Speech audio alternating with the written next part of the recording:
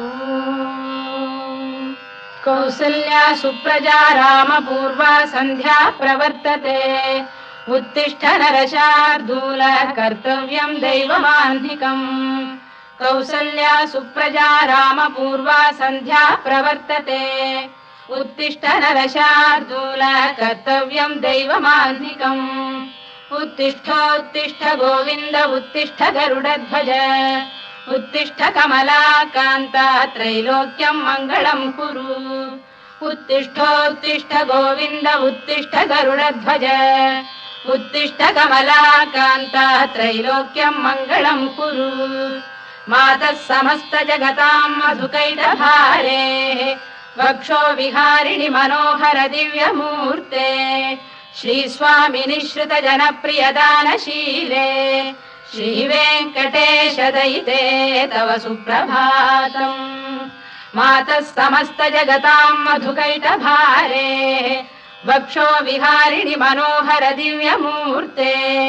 श्रीस्वामिनि श्रुत जनप्रियदानशीले श्रीवेङ्कटेश दयिते तव सुप्रभातम् तव सुप्रभातमरविन्दलोचने भवतु प्रसन्नमुखचन्द्रमण्डले विधिशङ्करेन्द्रवनिताभिरर्चिते वृषशैलनाथ दयिते दयानिधे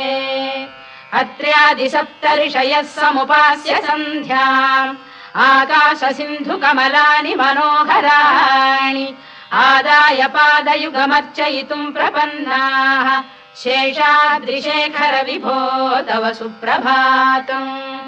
पञ्चाननाब्ज भव षण्मुखवासवाद्याः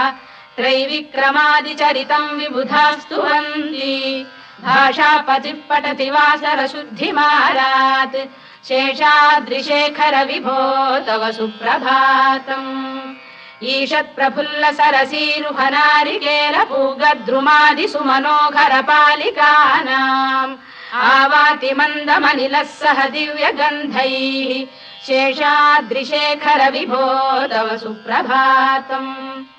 उन्मील्य नेत्रयुगमुत्तम पञ्जरस्थाः पात्रावशिष्ट कदलीफलपायसानि भुक्त्वा सलीलमथकेलिशुकाः पठन्ति शेषाद्रिशेखर विभो तव सुप्रभातम् तन्त्री प्रकर्ष मधुरस्वनया विपञ्च गायत्यनन्दचरितं तव नारदोऽपि भाषा समग्रमसहृत्करचाररम्यम्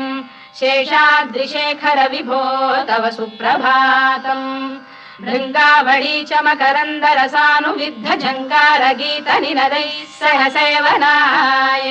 वीर्यात्युपान्त सरसी कमलोदरेभ्यः शेषाद्रिशेखर विभो तव सुप्रभातम् योषा गणेन वरदध्नि विमथ्यमाने घोषालयेषु दधिमन्थन तीव्र घोषाः रोषात् कलिम् विदधते ककुभश्च कुम्भाः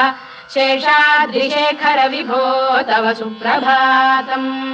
पद्मेश मित्र शतपत्र गतालिवर्गाः हर्तुम् श्रियम् कुवलयस्य निजाङ्गलक्ष्म्या भेरी निनादमिव बिभ्रति तीव्रनादम् शेषाद्रिशेखर विभो तव सुप्रभातम् श्रीमन्नभीष्टवरदाखिल लोकबन्धो श्री श्रीनिवास जगदेकदयैक सिन्धो श्रीदेवतागृह भुजान्तल दिव्यमूर्ते श्रीवेङ्कटाचलपते तव सुप्रभातम् श्रीमन्नभीष्टवरदाखिल लोकबन्धो श्री श्रीनिवास जगदेकदयैक सिन्धो श्रीदेवतागृह भुजान्तर दिव्यमूर्ते श्रीवेङ्कटाचलपते तव सुप्रभातम् श्रीस्वामि पुष्करिणिकाप्लव निर्मलाङ्गाः श्रेयोर्थिनो हर विरिञ्च सनन्दनाद्याः द्वाये वसन्ति वरवेत्र हतोत्तमाङ्गाः श्रीवेङ्कटाचलपते तव सुप्रभातम् श्रीशेषशैल गरुडाचल वेङ्कटाद्रिनारायणाद्रिवृषभाद्रिविषाद्रिमुख्याम् आख्याम् त्वदीय वसतेरनिशं वदन्ति श्रीवेङ्कटाचलपते तव सुप्रभातम् सेवा परा शिव सुरेश कृशानुधर्म रक्षोऽम्बुनाथ पवमान धनाधिनाथाः बद्धाञ्जलि प्रविलसन् निज शीर्षदेशाः श्रीवेङ्कटाचलपते तव सुप्रभातम् घाटीषु देवि खगराज मृगाधिराज नागाधिराज गजराज हयाधिराजाः स्वस्वाधिकार महिमाधिकमर्थयन्ते श्रीवेङ्कटाचलपते तव सुप्रभातम् सूर्येन्दुभौम बुधवाक्परिकाव्य सौरि स्वर्भानुकेतु दिविषत्परिषत्प्रधानाः त्वद्दासदास चरमावधिदासदासाः श्रीवेङ्कटाचलपते तव सुप्रभातम् त्वत्पादधूलिभरितस्फुरितोत्तमाङ्गाः स्वर्गापवर्गनिरपेक्ष निजान्तरङ्गाः कल्पागमाकलनयाकुलताम् लभन्ते श्रीवेङ्कटाचलपते तव सुप्रभातम् त्वद्गोपुराग्रशिखराणि निरीक्षमाणाः स्वर्गापवर्गपदवीम् परमाम् श्रयन्तः मर्त्या मनुष्य भुवने मतिमाश्रयन्ते श्रीवेङ्कटाचलपते तव सुप्रभातम् श्रीभूमिनायक दयादिगुणामृताब्धे देवादिदेव जगदेक शरण्यमूर्ते श्रीमन्ननन्त गरुडादिभिरर्चिताङ्घ्रे श्रीवेङ्कटाचलपते तव सुप्रभातम् श्रीपद्मनाभ पुरुषोत्तम वासुदेव वैकुण्ठ माधव जनार्दन चक्रपाणे श्रीवत्स चिह्न शरणागत पारिजात श्रीवेङ्कटाचलपते तव सुप्रभातम् कन्दर्पदर्पहर सुन्दर दिव्यमूर्ते कान्ताकुजाम्बुरुह कुड्मललोल दृष्टे कल्याण निर्मल गुणाकर दिव्य कीर्ते श्रीवेङ्कटाचलपते तव सुप्रभातम् मीनाकृते कमठकोल नृसिंहवर्णिन् स्वामीन् परश्वत तपोधन रामचन्द्र शेषांश रामयदुनन्दन कल्किरूप श्रीवेङ्कटाचलपते तव सुप्रभातम् येलालवङ्ग घनसार सुगन्धितीर्थम् दिव्यम् वियस्सरिति हेम घटेषु पूर्णम् धृत्वाद्य वैदिक शिखामणयः प्रहृष्टाः तिष्ठन्ति वेङ्कटपते तव सुप्रभातम् भास्वानुदेति विगचानि सरोरुहाणि सम्पूरयन्ति निनदैः कगुभो विहङ्गाः श्रीवैष्णवाः सततमर्थितमङ्गलास्ते धामाश्रयन्ति तव वेङ्कट सुप्रभातम् ब्रह्मादयः सुरवराः समहर्षयस्ते सन्तः सनन्दन मुखास्तव योगिवर्याः धामान्तिके तव हि मङ्गलवस्तु हस्ताः श्रीवेङ्कटाचलपते तव सुप्रभातम् लक्ष्मीनिवास निरवद्य गुणैक सिन्धो संसार सागर समुत्तरणैक सेतो वेदान्त वेद्य निज वैभव भक्त भोग्य श्रीवेङ्कटाचलपते तव सुप्रभातम् लक्ष्मीनिवास निरवद्य गुणैक सिन्धो संसार सागर समुत्तरणैक सेतो वेदान्त वेद्य निज वैभव भक्त भोग्य श्रीवेङ्कटाचलपते तव सुप्रभातम् इत्थम् वृषाचलपतेरिह सुप्रभातम् ये मानवाः प्रतिदिनम् पठितुम् प्रवृत्ताः तेषाम् प्रभात समये स्मृतिरङ्गभाजाम् प्रज्ञाम् परार्थ सुलभाम् परमाम् प्रसूते इत्थम् वृषाचलपतेरिह सुप्रभातम् ये मानवाः प्रतिदिनम् पठितुम् प्रवृत्ताः तेषाम् प्रभात समये स्मृतिरङ्गभाजाम् प्रज्ञाम् परार्थ सुलभाम् परमाम् प्रसूते कमलाकुच चूचुक कुङ्कुमतो नियतारुणितातुल नीलतनो कमलायतलोचन लोकपते विजयी भव वेङ्कटशैलपते कमलाकुच चूचुक कुङ्कुमतो नियतारुणितातुल नीलतनो कमलायतलोचन लोकपते विजयी भव वेङ्कटशैलपते सचतुर्मुख षण्मुख पञ्चमुख प्रमुखाखिल दैवत मौलिमणे शरणागतवत्सलसारनिधे परिपालय मां वृषशैलपते अतिवेलतया तव दुर्विषहैरनुवेलकृतैरपराधशतैः हरितं त्वरितं वृषशैलपते परया कृपया परिपाहि हरे अधिवेङ्कटशैलमुदारमतेर्जनताभिमताधिकदानरतात् परदेवतया गदितान्निगमै कमलादयितान्न परं कलये कलवेणुरवावशगोपवधूशरकोटिवृता स्मरकोटिसमात् प्रतिवल्लविकाभिमतात् सुखदात् वसुदेवसुतान्न परं कलये अभिराम गुणाकरदाशरथे जगदेकधनुर्धर धीरमते रघुनायक राम रमेश विभो वरदो भवदेव दया जलधे अवनीतनया कमनीयकरं रजनीकर चारुमुखाम्बुरुहम् रजनीचर राजतमो मिहिरं महनीयमहं रघुराममये सुमुखं सुहृदं सुलभं सुखदं स्वनुजं च सुखायममोघशरम् अपहाय रघुद्वहमन्यमहं न कथञ्चन कञ्चन जातु भजे विना वेङ्कटेशं ननाथो ननाथः सदा वेङ्कटेशं स्मरामि स्मरामि हरे वेङ्कटेश प्रसीद प्रसीद प्रियं वेङ्कटेश प्रयच्छ प्रयच्छ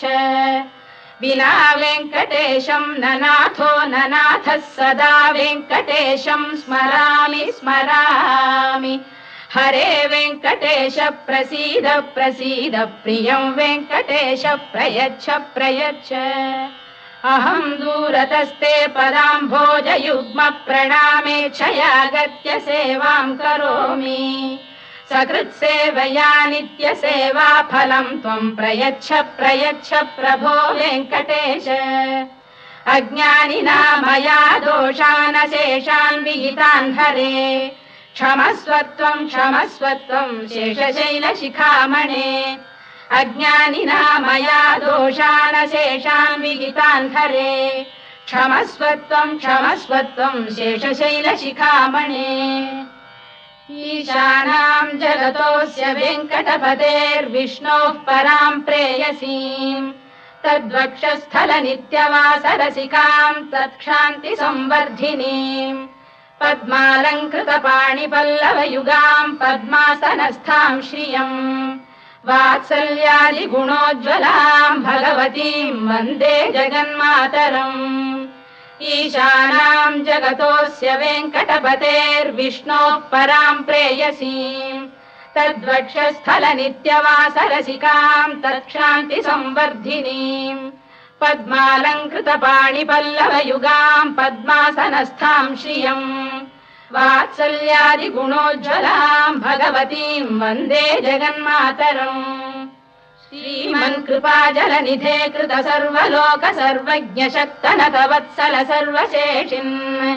स्वामिन् सुशील सुलभाश्रुत पारिजात श्रीवेङ्कटेश चरणौ शरणं प्रपद्ये श्रीमन्कृपाजलनिधे कृत सर्वलोक सर्वज्ञ शक्तनतवत्सल सर्वशेषिन् स्वामिन् सुशील सुलभाश्रुत पारिजात श्रीवेङ्कटेश चरणौ शरणं प्रपद्ये आनूपुरार्पित सुजात सुगन्धि पुष्प सौरभ्य सौरभकरौ समसन्निवेशौ सौम्यौ सदानुभवनेऽपि नवानुभाव्यौ श्रीवेङ्कटेश चरणौ शरणं प्रपद्ये सद्यो विकासि समुदित्वर सान्द्र राग सौरभ्य निर्भर सरोरुह साम्यवार्ताम् सम्यक् शुशाखसपदेषु विलेखयन्तौ श्रीवेङ्कटेश चरणौ शरणं प्रपद्ये रेखामयध्वज सुधाकलशातपद्रवज्राङ्कुशाम्बुरुहकल्पकशङ्खचक्रैः भव्यैरलङ्कृततलौ परतत्त्वचिह्नैः श्रीवेङ्कटेश चरणौ शरणं प्रपद्ये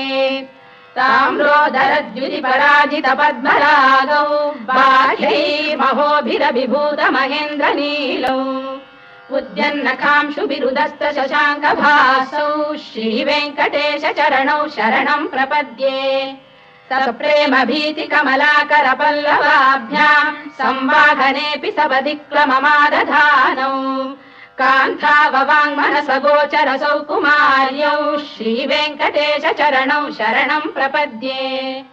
लक्ष्मी महीतदनुरूप निजानुभाव नीलादि दिव्य महिषीकर पल्लवानाम्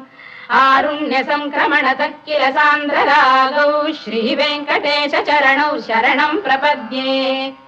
निद्यानमद्भि शिवादि किरीटकोटि प्रत्युक्त दीप्त नवरत्न महप्ररोहैः नीराजना विधिमुदारमुपादधानौ श्रीवेङ्कटेश चरणौ शरणं प्रपद्ये विष्णु पदे परम इत्युदित प्रशंसौ यौ मध्व उत्स इति भोग्यतयाप्युपातौ भूयस्ततेति तव पाणितल प्रतिष्ठौ श्रीवेङ्कटेश चरणौ शरणं प्रपद्ये पार्थाय तत्सदृश सारथिना त्वयैव यौ दर्शितौ स्वचरणौ शरणं व्रजेति भूयोऽपि मह्यमिहतौ करदर्शितौ ते श्रीवेङ्कटेश चरणौ शरणं प्रपद्ये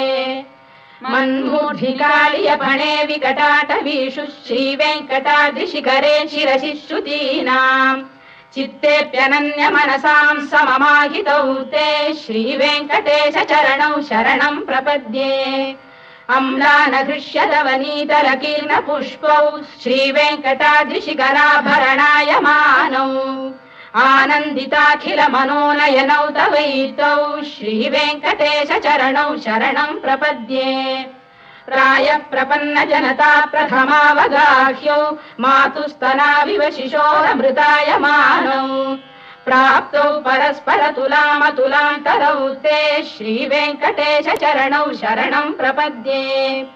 सत्त्वोत्तरै सतत सेव्य पदाम्बुजेन संसारतारक दयार्द्रदृगञ्चलेन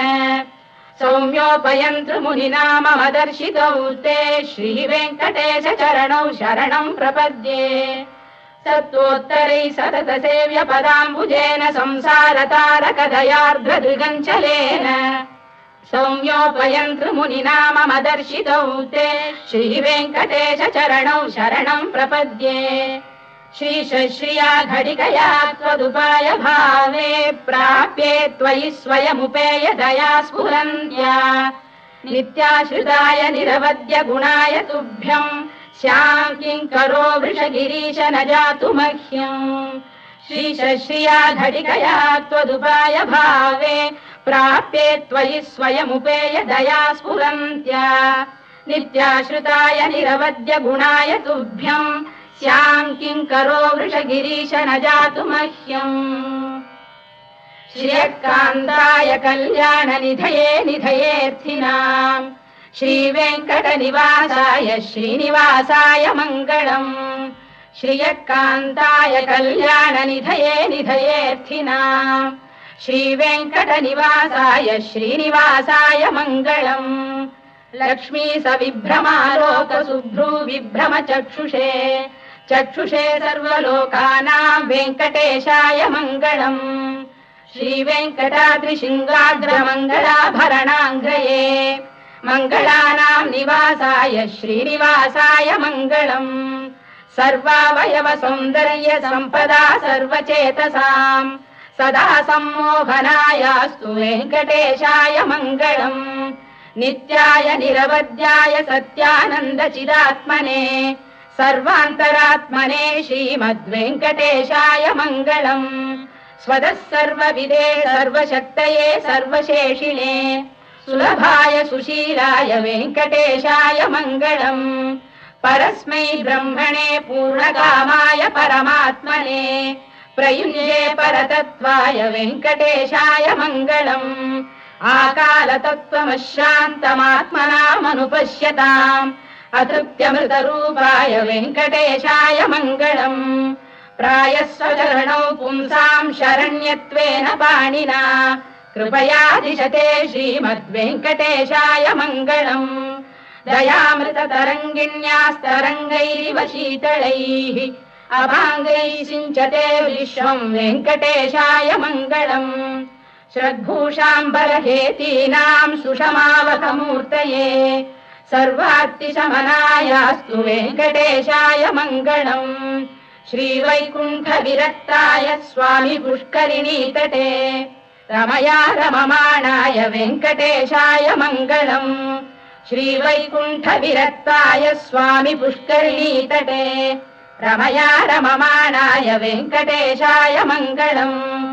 श्रीमत्सुन्दरजामातृमुनिमानसवासिने सर्वलोकनिवासाय श्रीनिवासाय मङ्गलम् मङ्गलाशासनपरैर्मदाचार्य पुरोगमैः सर्वैश्च पूर्वैराचार्यैः सत्कृतायास्तु मङ्गलम्।